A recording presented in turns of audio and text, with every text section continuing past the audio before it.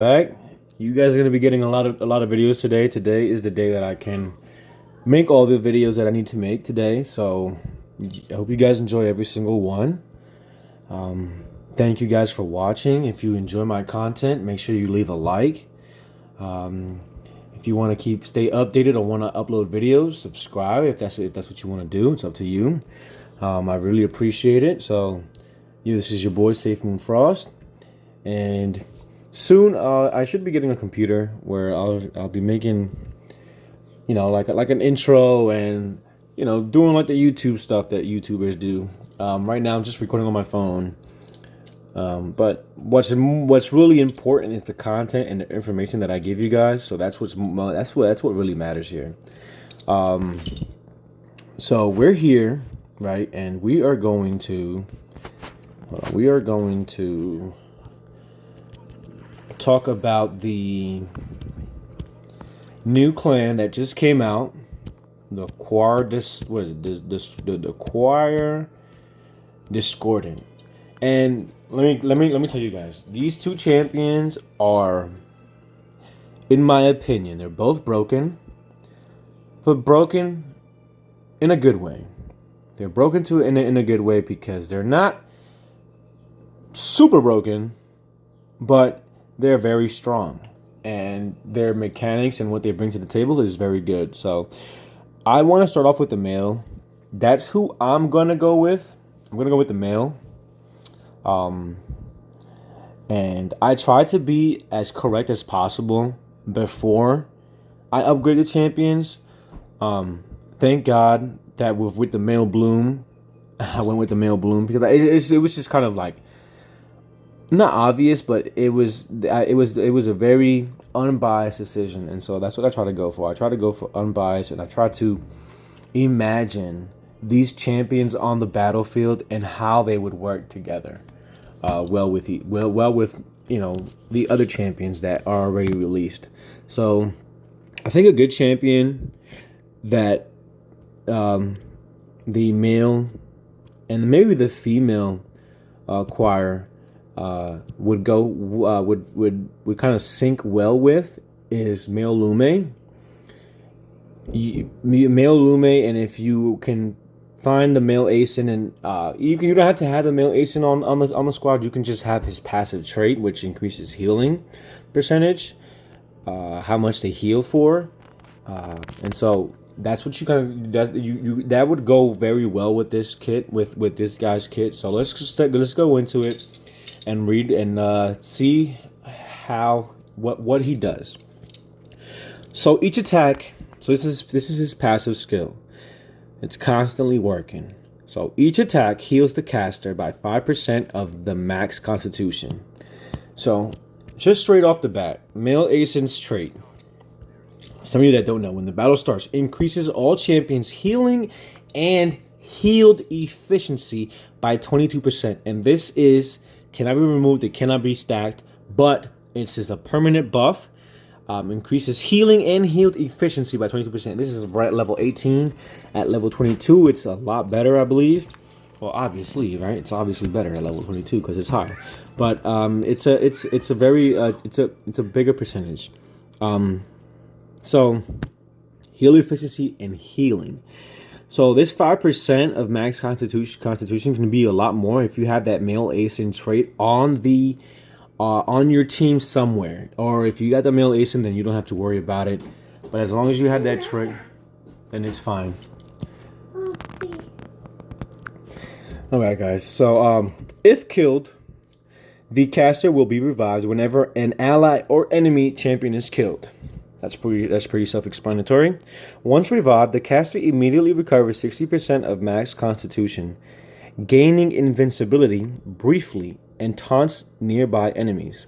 So when he's resurrected, he taunts. He's got a taunt mechanic, and he has an invincibility mechanic that's briefly allows him to, I guess, get a couple hits in. So he's doing some tanky things there.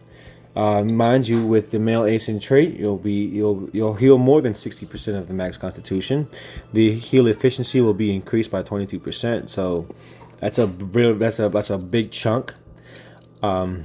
So as long as the caster survives, whenever an allied or enemy champion is killed, he will self-heal by 30% of his max constitution within 1 second.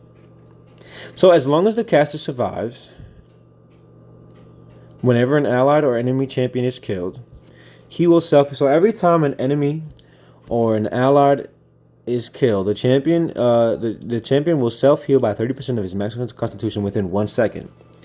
So he'll gain he'll gain 30% of his max constitution within 1 second, as long as the caster is alive, right? Survives when an allied or enemy champion is killed. That's amazing right there. That's pretty crazy. So his ultimate, right, is the caster strums the strings of fate and plays entrancing melody for 5 seconds. Once the caster is playing entrancing melody, so that means I'm assuming that would probably put the enemy team in a certain trance, kind of like Jigglypuff when she would sing. You know, some of you, if for those who watch Pokemon. So once the caster is playing, they can't be interrupted, and their damage taken is reduced by 80%. So once he pops up his ultimate skill, he's got an 80% damage reduction added to him. That is amazing. So during this time, the caster will continue to summon the undead, who will pounce on enemies, dealing damage to all enemies along their path equal to 200% of the caster's strength, and preventing the enemies from casting any active skills or ultimate attacks for 2 seconds. Now this is where it gets juicy. This is why I'm going with the male. The fact that he can stop their active skills and their ultimates, active skills right here, and then ultimates, can stop them for 2 seconds is very useful. And you pair this up with male Bloom, who's distracting the background, it's gonna be a lot of chaos going for the enemy team. They're not gonna be able to sync well with each other, and so those are the champions that are gonna kind of outlast or kind of outperform other champions. So, like I said, the meta in my last video, the meta is changing. This guy, he is gonna be I think he's gonna be very good. The fact that they're gonna have, like, you have the male Bloom in the background disrupting the background, and then you got this guy disrupting the front line and just causing, and then you got the female Goltung on your team. So if you have him, female Goltung, and the male Bloom, those are 3 disruptors, three champions that are causing chaos for the enemy's team. And so that's what we kind of got to go for right now, because it doesn't matter how much power you have. It's all about how your team syncs well with each other. And these 3 champions that I just named are disruptors. They're disruptors of the enemy's team and how well they sync. And if you can disrupt how well the enemy's team syncs, then you can easily just take them down. So we're going to speed this up a little bit. The caster recovers HP by 20% of the damage dealt by the undead.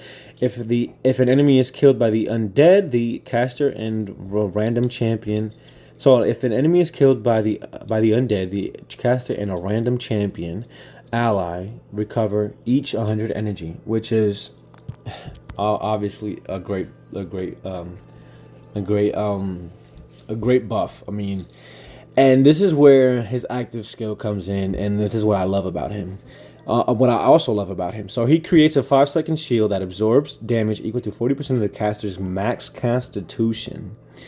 That's amazing. So it's based off of his max health, and you know tanks have amazing high health.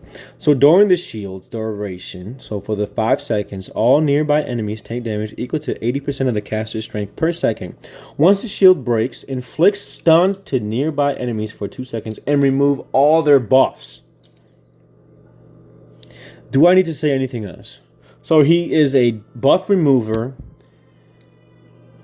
unkillable, reviving champion, self-healing, damage reduction, enemy stopper with ultimate stopping their ultimate attacks and active skills, and a debuffer and a stunner at the same time. I mean, do I need to say anything else? We're gonna go over the female fairly quickly. I don't want to make this video too long, but by now I think you guys know the male is where it's at. But the female is also great. So when the battle starts, the caster summons an undead to fight along her side. The undead shares the same stats with the caster, so it's kind of like a male bloom kind of aspect to it, where his clones inherit 100% of the stats of the same caster, taking 50%. But this time they take 50% less skill damage and continuously attack enemies in the enemy champions in the back row. Whenever an enemy is killed, the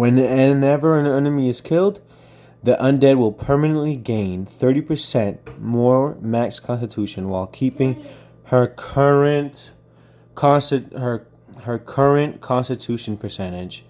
If the caster takes a fatal attack, the undead will take the attack in her stead.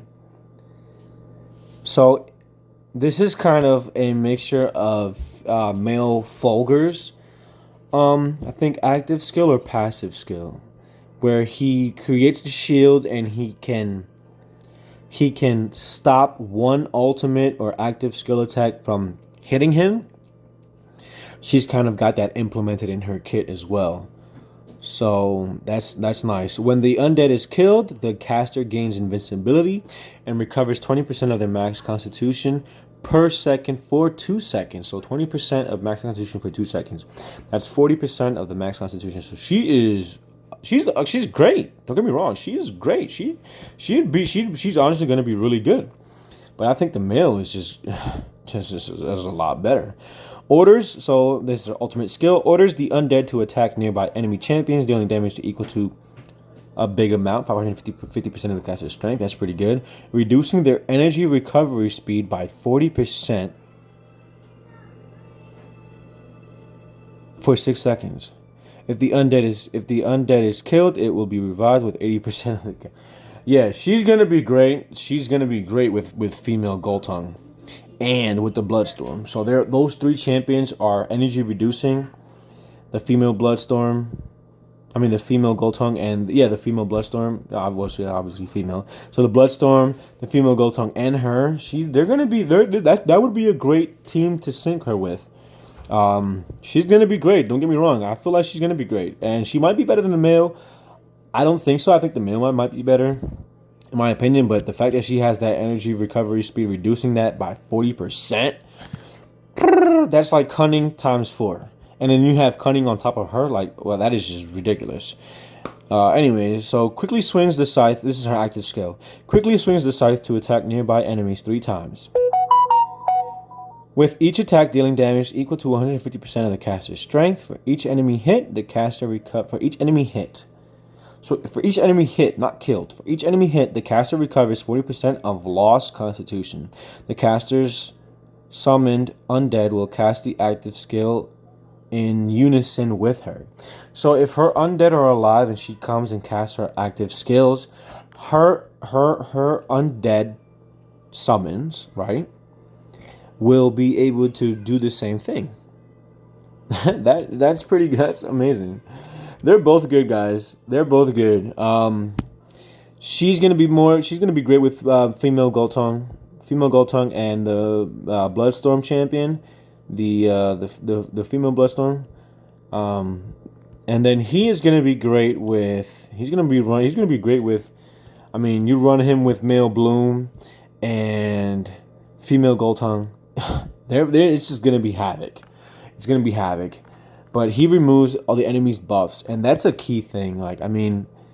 That's amazing. I'm definitely gonna be going for the male. I hope you guys enjoyed the video. This is it. This is the champion that I will be sending and that I will be making. I don't have any other tanks that I want to make. I wish I had made the parade archer. The thing is, I need to make my female Goltung first.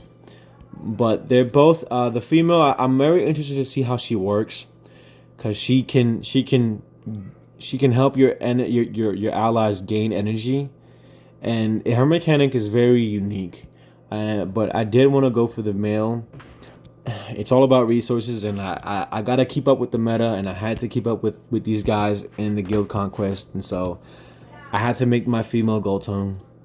I hope you guys enjoyed the video. The male, to me, in my opinion, is a lot better, but the female is gonna be a problem as well. So they're both great. I hope you guys learned something today. If you did and you made it to the end of this video, I hope you leave a like, subscribe. Until next time, peace.